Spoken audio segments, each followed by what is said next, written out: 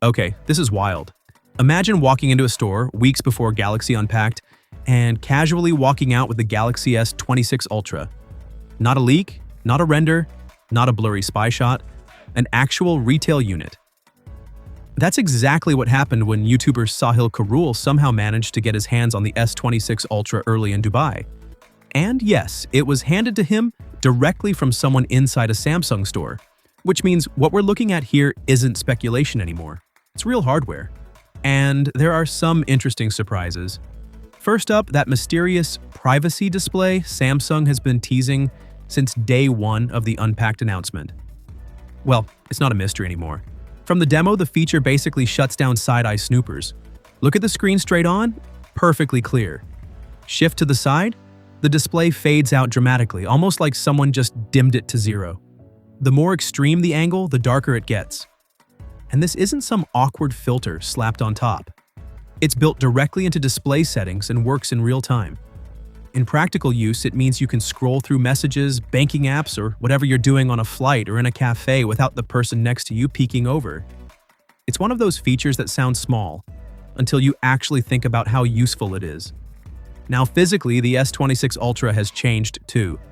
The corners are noticeably more rounded compared to the Galaxy S25 Ultra. It gives the phone a softer, more polished look. Less sharp, more fluid. But that design tweak comes with a trade-off. The S Pen. On the S25 Ultra, you could slide the S Pen in without even looking. Upside down, right way up, didn't matter. Muscle memory did the job. On the S26 Ultra, not anymore. Because of the more dramatically rounded bottom corners, the S Pen now has to be inserted tip first and perfectly aligned. Anything slightly off, and it won't go in. Sahil even corrected himself in the video after trying the wrong orientation. It's a small change, but think about it. The S Pen has always been about convenience. Quick notes, fast access, zero friction. If you now have to slow down and carefully align it every time, that changes the experience. And here's where it gets interesting. There are already whispers that the S27 Ultra might remove the internal S Pen slot entirely. If that happens, this design shift on the S26 Ultra suddenly feels intentional. Now let's talk performance, because the numbers are kind of insane. The S26 Ultra reportedly scored 3.72 million on AnTuTu. On Geekbench 6, it hit 3,648 in single-core and 10,898 in multi-core.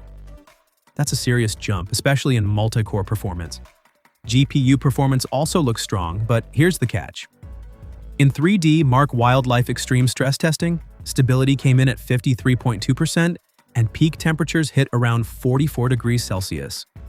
For comparison, the S25 Ultra was sitting closer to 70% stability under similar conditions.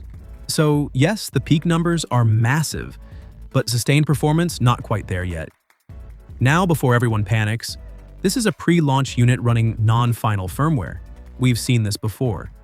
Early Galaxy S24 and S25 devices also showed uneven performance before launch, only to improve significantly once final software rolled out.